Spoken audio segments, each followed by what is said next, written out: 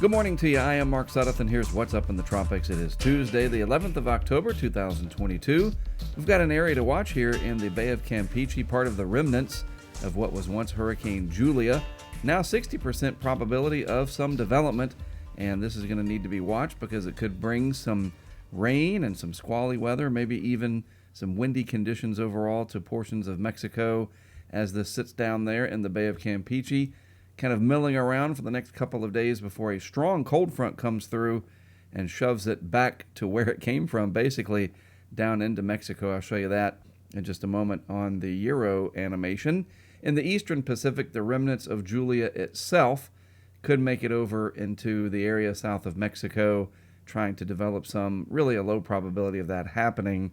I think the biggest area of interest is going to be that feature in the southern Bay of Campeche. We can see that here on the satellite animation. A pretty good flare-up of deep thunderstorm activity down there.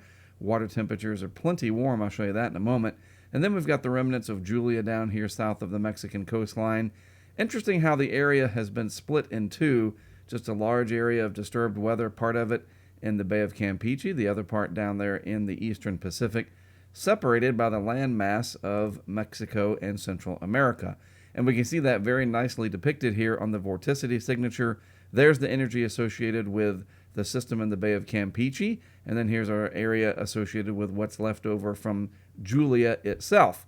Looking at the water temperatures, like I said, plenty warm down this way, 28, 29 Celsius, so we're talking about low to mid 80s overall, so that is definitely warm enough for something to try to get going. But if it does, as we can see here on the Euro from the overnight run, this is the 0Z, whatever does develop will get pushed back down into Mexico.